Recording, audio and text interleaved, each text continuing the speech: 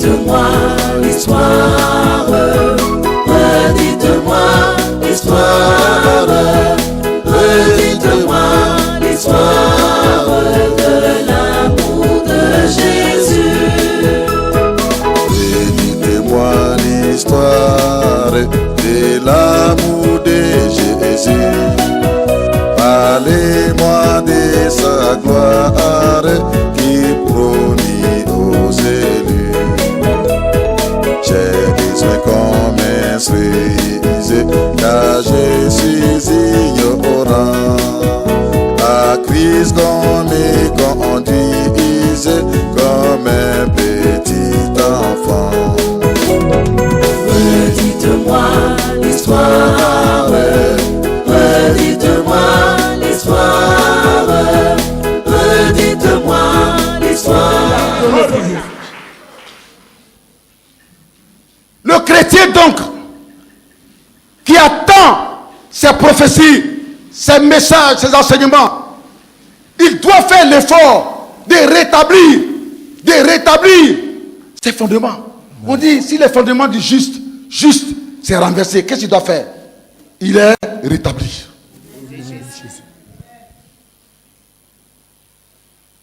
Parce que c'est le fondement qui tient. Tout le reste.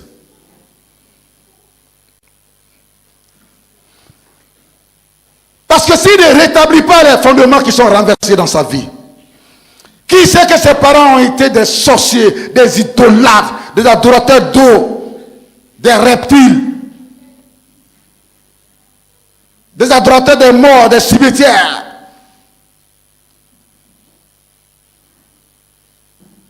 Bien qu'ils soient devenus chrétiens, s'il dit non, délivrance, ça s'est passé il y a longtemps, on ne fait plus de délivrance. Quand tu as accepté le Christ, tu es sauvé, c'est tout. Ah, c'est bien, mon ami. Mais si tes fondements sont renversés, ta vie chrétienne là, clopin, clopin. Tu as la victoire aujourd'hui, le lendemain, la défaite. Tu ne peux pas avancer. Des années, tu es toujours au même endroit. Tu es toujours assis sur le même bureau. Tu es toujours dans la même maison. Peinture qui était jaune là, c'est devenu noir. Alors qu'on passe d'une chambre pour entrer dans studio. Studio, une chambre salon. Une chambre salon, deux chambres salon. 4 chambres, 3 chambres salon, 4 chambres salon. Et puis tu rentres maintenant dans une résidence. 15 pièces. 20 pièces. C'est ça la réalité de la vie chrétienne. Même une vie chrétienne sans succès, tu vas où? Ta vie chrétienne est marquée que par des pleurs, des échecs, les pleurs. Regarde un peu, te dit la parole de Dieu. Le caillou sur lequel tu as été taillé. Tu es né dans quelle famille? Qui sont tes parents? Comment vivaient-ils? Je te dis, par le Saint-Esprit, toi qui m'écoutes, où que tu sois, que ce qui t'arrive a été déjà vécu par une femme dans ta famille, par un homme dans ta famille. À partir de ce moment-là, les fondements de ta famille ne sont pas bons. Tu dois les détruire. Nom de Jésus. Par la prière et le feu de Dieu. Nom de Jésus. Et rebâtir de nouveaux fondements sur ta vie. Nom de Par la Jésus. gloire de Jésus.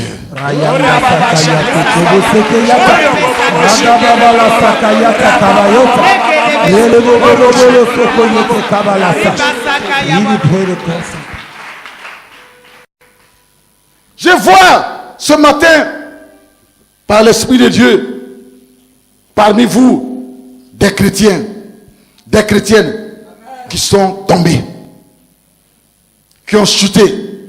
Je vois des chrétiens qui sont découragés de la vie chrétienne. Ce matin. Je vois des chrétiens qui sont dans la peur. Je vois des chrétiens qui sont affaiblis. Je ne dis pas des païens. Ce sont des justes qui sont sauvés par le sang de Jésus. Mais ils ne comprennent pas leur vie, ce qu'il est à eux. Alors ils sont découragés. Toujours quand ils sont bénis, c'est le même péché qui revient au devant d'eux le lendemain. Et puis ils sont faibles devant cela. Que Dieu te délivre, que Dieu te sauve. Au nom de Jésus. Et tu penses que Dieu t'a oublié? Non. Dieu est un père. Et des fois, il devient comme une mère pour nous. Il dit, une mère, si une mère ne peut pas oublier l'enfant, son enfant, moi Dieu aussi, je ne vais pas vous oublier. Dieu ne t'a pas oublié. La preuve, c'est qu'il t'est béni.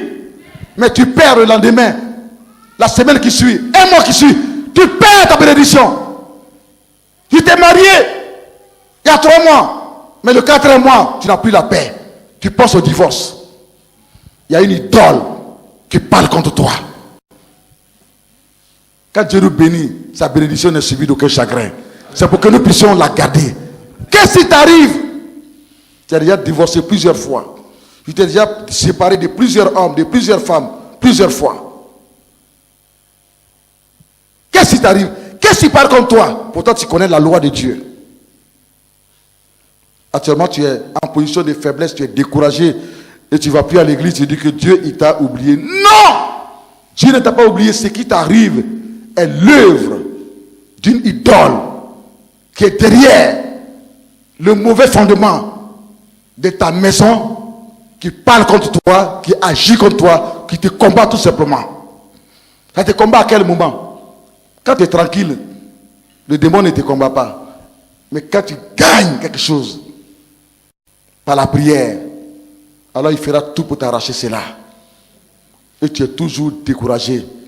Tu te dis, mais vaut mieux dans ce cas ne plus aller à l'église, parce qu'on va pour être béni.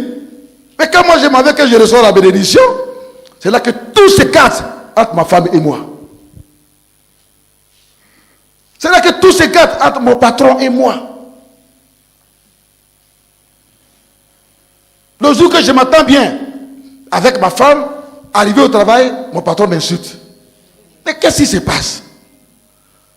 Le jour que mon patron me félicite et que je reviens à la maison avec la joie, c'est à la porte.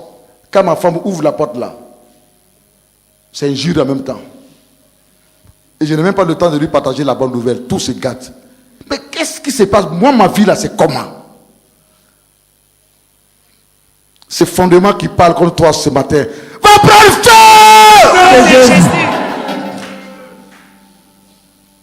Dans le nom de Jésus. Amen. Le feu contre le feu. Les fondements maléfiques sur lesquels tous les membres de ta famille sont bâtis, sont nés, et où toi-même tu es né aussi, décide du niveau que tu dois atteindre dans la vie. Il dit, selon notre constitution, ces fils-là, ou bien dans cette maison-là, les garçons, ils ne dépasseront pas le niveau du BPC.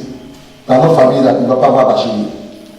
Il décide du niveau que tu vas atteindre dans la vie scolaire, dans la vie du mariage, oui. Il va se marier, mais il n'aura pas d'enfant. Il décide du niveau que tu dois atteindre dans la vie matrimoniale, dans la vie, c'est pour ça matrimoniale, dans la vie du mariage. Est-ce que quelqu'un comprend la révélation?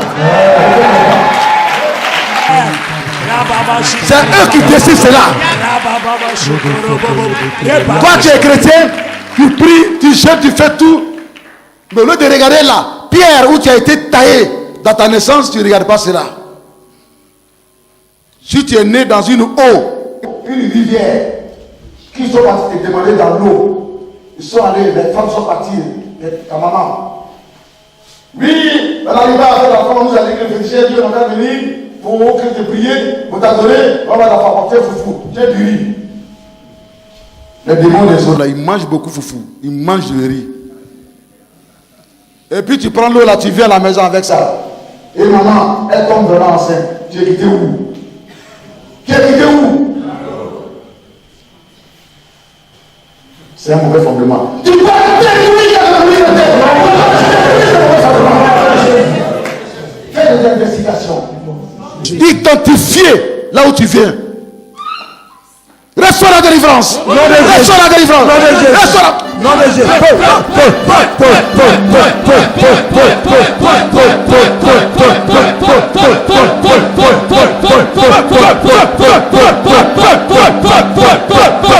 Alléluia. Ce sont des révélations. Tu dois identifier cet hôtel d'idolâtrie. Si par exemple ça s'appelle, l'eau là s'appelle Kpakpacho, ça veut dire que ce démon, le démon de l'eau s'appelle Kpakpacho. Tu dois envoyer le feu contre Kpakpacho. Non de Jésus. L'identification de l'hôtel, c'est là que le combat commence. Vous allez à la délivrance comme ça, hein, délivrez-moi, on remet votre tête et puis rien. C'est tout un élan dans le ministère de la délivrance. Ne dors pas. C'est le jour de ta délivrance aujourd'hui. Le feu va descendre. Même si Kpakpacho il est dans les profondeurs de l'eau. C'est génie là. Le feu de Dieu va descendre là-bas. Pour lui arracher tout ce qu'il t'a volé, il tient confisqué dans ta vie.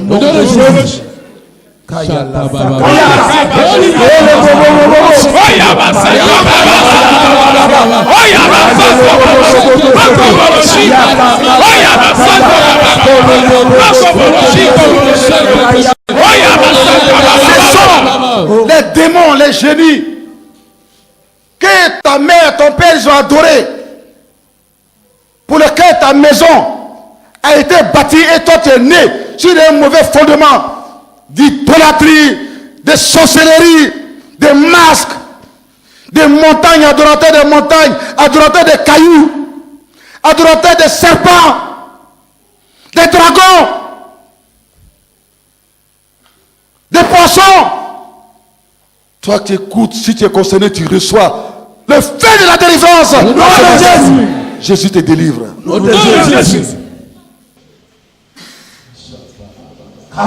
Cela, c'est eux qui décident du niveau que va atteindre ta vie. Quand tu veux monter plus loin, il te ramène en bas et dit que non, on avait dit que ton niveau serait ça. Toi, le travail que tu vas faire là, c'est un travail, c'est faire un travail de... Tu dis que tu es fonctionnaire, mais tu fais un travail de servitude. C'est toi qu'on envoie comme un boy dans le travail. Et on te promet l'avancement, mais ça ne vient jamais. Pourquoi? Parce que Dieu veut te bénir, mais il y a des pactes, il y a des alliances qui n'ont pas été brisées. Parce que beaucoup négligent la délivrance. Beaucoup s'amusent. Ils décident de ton salaire, du niveau de ton salaire. Tu fais un travail pour lequel on peut te donner en réalité 3 millions. Un travail considérant de 3 jours. Mais on ne te donne que 500 000. Ils te maintiennent dans la servitude. C'est eux qui décident. Et qu'ils disent, ce fondement va prendre feu ce matin. Ce fondement va prendre feu ce matin. Dans le nom de Jésus. Les démons, les génies qui sont derrière les fondements maléfiques, ils ont le pouvoir de contrôler ta vie. Ils ont la force de te gérer, ils te gèrent, de t'orienter. Tu es là, bon travail que Dieu t'a, bon Dieu t'a donné, au lieu de lui dire merci. 3 mois après, tu ne payes jamais ta dîme, et 3 mois après, tu rends l'émission, et puis tu t'en vas ailleurs. Les idoles qui sont derrière les fondements t'orientent n'importe comment. Ton cœur brûle, tu te s'appuies dans ce travail. Vous n'avez pas vu beaucoup de personnes qui eux-mêmes ont rendu démission. Nous, dans notre église ici, on en connaît.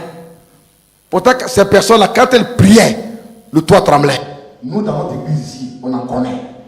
Mais elles-mêmes, elles ont pris le pic pour dire, je ne travaille plus. Malgré le pardon que l'homme de Dieu que je suis, je leur ai demandé. Maintenant qu'il n'y a plus de travail, il dit que Dieu les appelle, ils vont servir Dieu. Et, bon, d'accord, pour ne pas dire que oui, je suis contre toi, je dis viens. Encore, prends un bic, écris encore, je démissionne. Gère ta vie. T'oriente n'importe comment. Il manipule ta vie. Les idoles de ta famille influencent ta vie. Quand on te donne de l'amour, c'est là que toi, femme, ton mauvais cœur sort. Quand on te donne de l'amour, de la gentillesse, c'est là que ton mauvais caractère sort. Et tu souffres, tu ne sais pas ce qui t'arrive. Toute personne sur cette terre est assise sur un fondement. Bon ou bien mauvais fondement. Et ce fondement a un droit sur tous les enfants de ta famille, sur tous les enfants que tu vas mettre au monde. Ça veut dire que les fondements, les pactes que tes ancêtres, jusqu'à ton père, ils ont fait.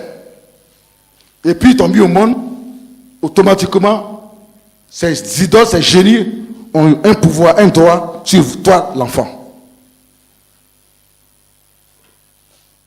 Le fondement, c'est comme une voiture où il y a un conducteur. Toi, tu es le patron.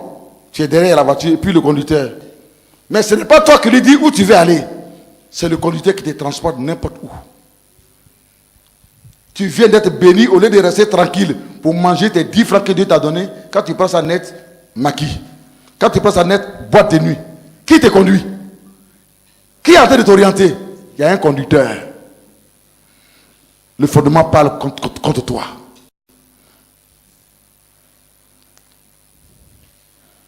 Tu es pasteur, mais ça ne va pas dans ta vie de pasteur.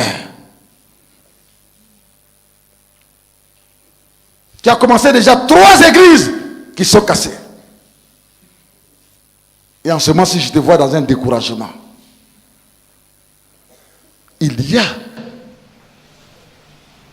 un fondement sur lequel tu es qui doit être détruit et renversé. Dans le Jésus. Quelqu'un peut dire Amen. Amen.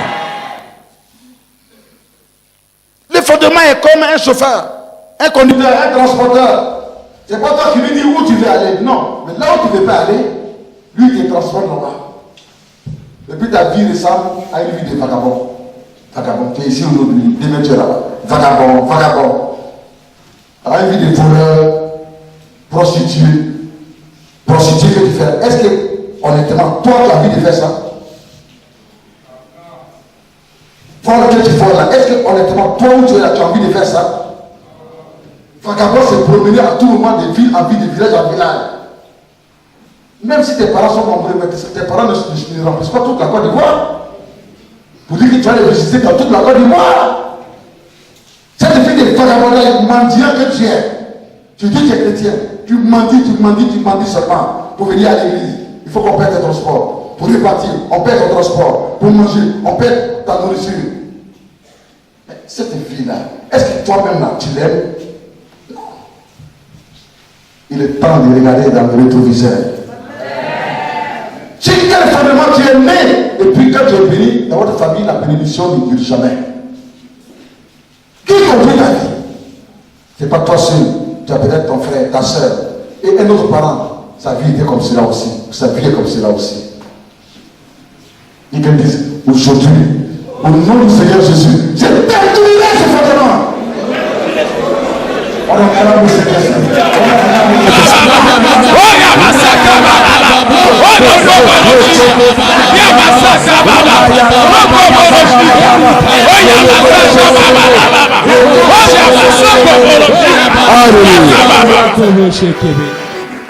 On va se tenir debout, s'il vous plaît. Nous allons nous asseoir, s'il vous plaît. On va se tenir debout, s'il vous plaît. Et nous allons casser, détruire ces fondements seulement en acclamant Jésus avec des cris. On acclame Jésus.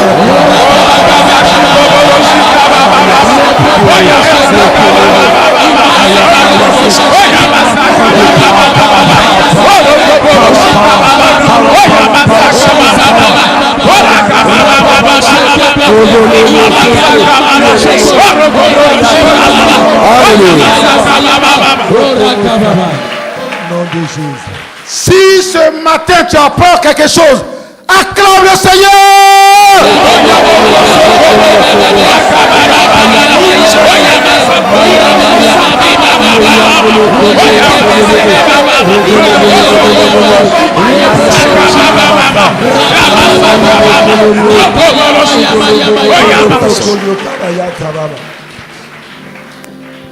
Si dans ta famille vous adorez les caïmans, vous adorez les cimetières, tu peux t'asseoir. Avant que tu ne deviennes chrétien, bien sûr. Bien-aimé, ta famille et toi-même, tu es sur un fondement de mort. Et si tu n'évolues pas bien, c'est parce que tout simplement, quand tu gagnes quelque chose, la mort vient et prend ça. Toi-même, tu ne meurs pas, mais la mort vient et prend cela.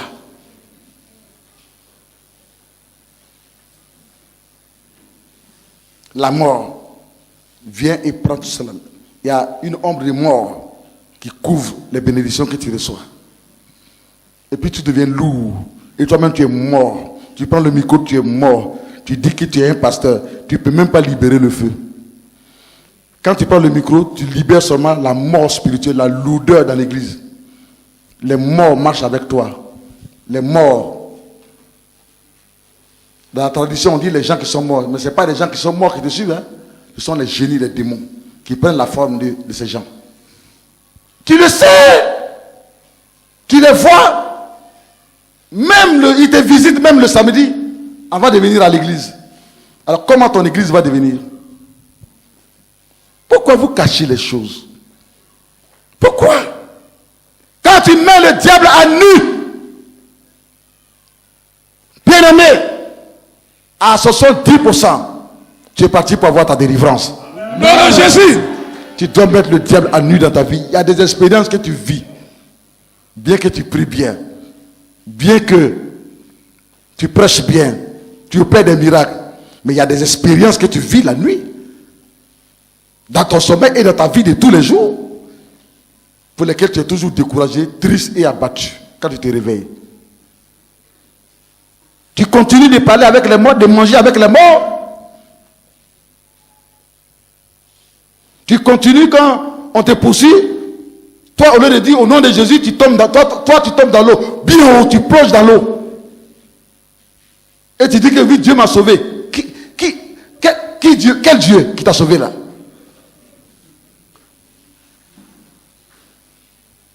Ton âme est attachée au génie de l'eau. Quand tu dors, ton lit, c'est comme un tombeau. Spirituellement, tu penses que tu es sur un lit, mais tu es dans un tombeau. Quand tu fermes les yeux, 5 minutes de rêve que tu fais, tu es dans le cimetière. Tu es avec les morts. Tout ça doit être renversé. Ça doit prendre du feu.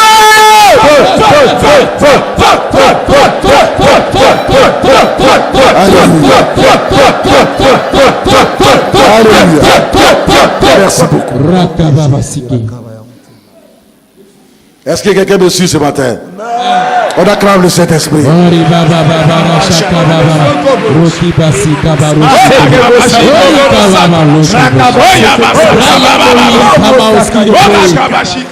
Tu fais des efforts, mon frère, ma soeur, cher pasteur. Tu fais des efforts, mais ta vie est tirée vers le bas. Il y a toujours des scandales dans ta vie, dans l'église. Les chrétiens, ils s'en vont. Sur plusieurs églises que tu as fondées. Sur 3 églises, si c'est comme ça, quel jour tu vas voir 50 églises? Quel jour? Pourtant, c'est ta vision. Avoir 500 même. Mais tu luttes. Tu es encore à l'étape de la lutte. Tu n'es pas encore dans la victoire. Mais tu es chrétien né de nouveau, hein, ça, il n'y a rien à faire. Mais tu n'es pas encore, tu n'as pas une vie de victoire.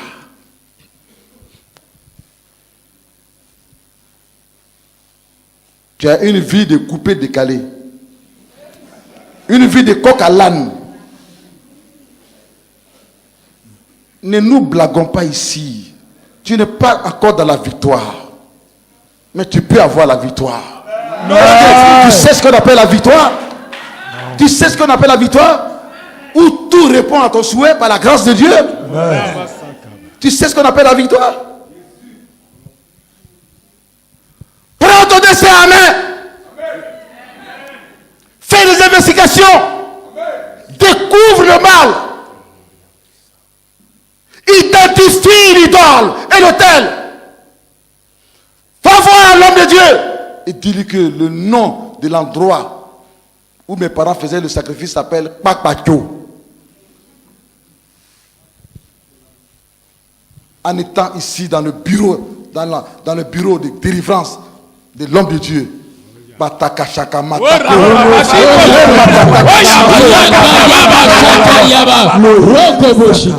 C'est ceux qui n'ont pas une grande onction qui se déplacent et puis ça va avec les maquettes. 200 km dans le village, on va creuser, on va renverser. C'est pas ce que Jésus dit. Notre combat il est spirituel, n'est pas physique. Amen. Mais quand tu as l'onction de Dieu, l'onction agit, même à 6000 km. L'autel va prendre feu à 6000 km. C'est question de stratégie de combat. C'est une question de connaître l'ennemi. Quand tu le connais, il est affaibli. Qui a enseigné ce matin?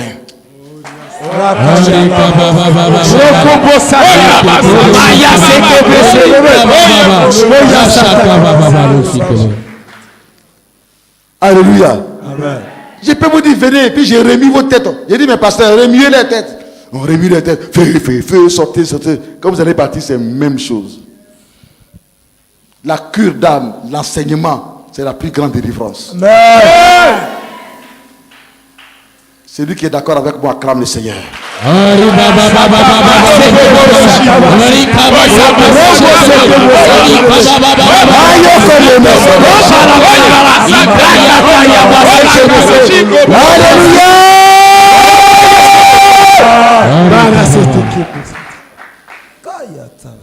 Si tu es né dans une famille et que ton papa est connu comme l'homme qui tue les gens dans le village avec fétiche, médicaments ou bien avec l'œuvre de la méchanceté dans une confrérie, et tu n'es pas né sur un bon fondement, et là où tu es, tu n'es pas assis sur un bon fondement,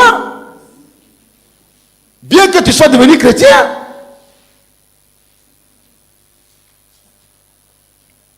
Mais est-ce qu'on a besoin de discuter? Regarde ta vie. On juge par les œuvres, par les actes. Pourtant, tu es un chrétien qui fait un peu aussi. C'est-à-dire qu'il sait prier.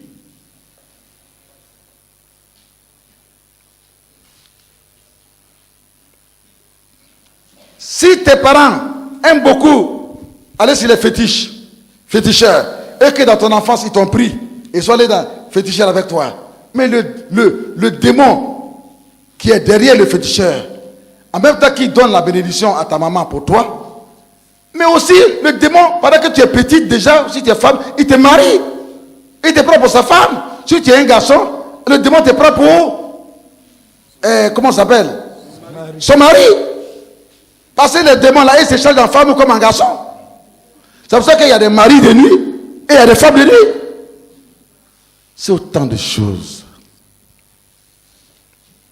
Il t'a livré, ta maman t'a livré comme cela. Parce qu'elle voulait une bénédiction pour elle ou bien pour toi. Pourquoi? Parce que Dieu, il ne veut pas cela, que quelqu'un prenne autre chose comme Dieu. Dans ce cas-là, tu tombes dans la malédiction de Dieu. Et cette malédiction devient ancestrale, héréditaire. Elle vient sur toi, sur tes enfants, jusqu'à 300 ans, 400 ans, 300 des générations, 3 générations, 4 générations. Est-ce que vous me suivez? Amen. S'ils sont partis, ils t'ont mis au monde, ils t'ont demandé à une eau. Quand tu es né, ils sont partis au bord de l'eau, ils ont fait des sacrifices pour dire il faut consacrer notre enfant. Et puis, il y a des poissons qui sont sortis, et puis qui se sont mis au-dessus de l'eau. Ce n'est pas des poissons, ce sont des démons, des génies. Pour dire qu'on a accepté. Acceptez là, c'est fini. Quand tu vas sortir de là, à partir de 5 ans net, les démons de mari de nuit, si tu es femme, commencent déjà à te violer. Si tu es garçon, ils commencent déjà à te violer. Et plus le même, si tu es garçon, ils diront même à ta maman d'être ta femme spirituelle. Ils diront à ton papa d'être ton mari spirituel.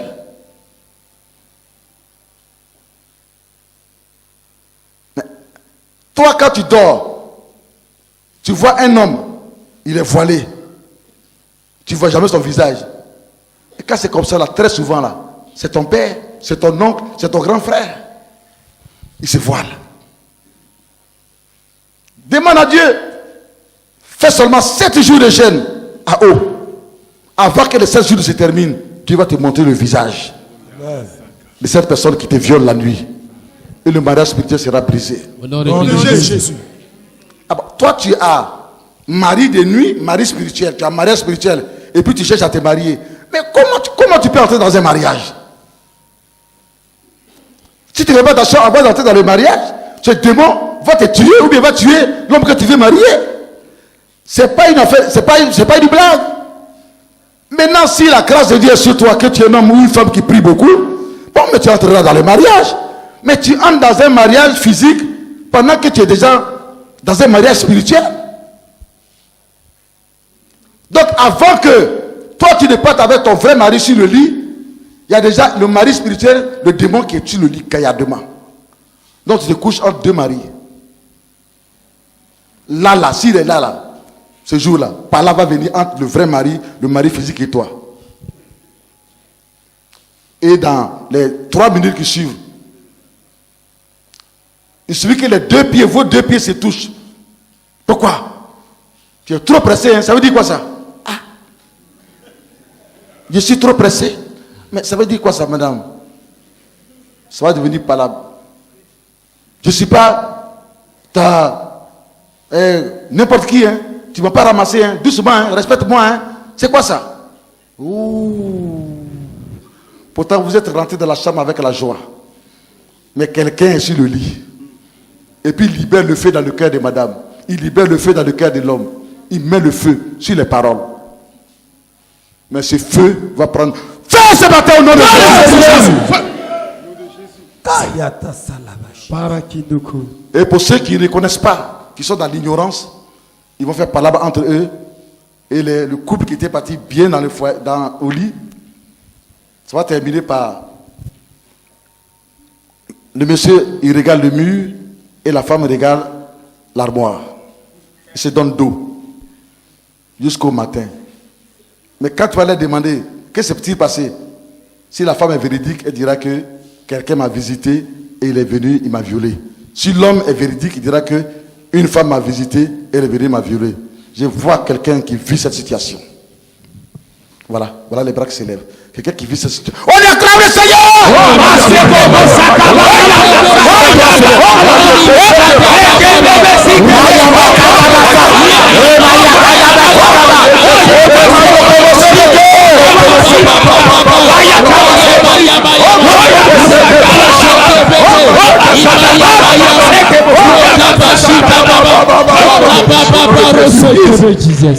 Redites-moi l'histoire, redites-moi l'histoire, redites-moi l'histoire de l'amour de Jésus.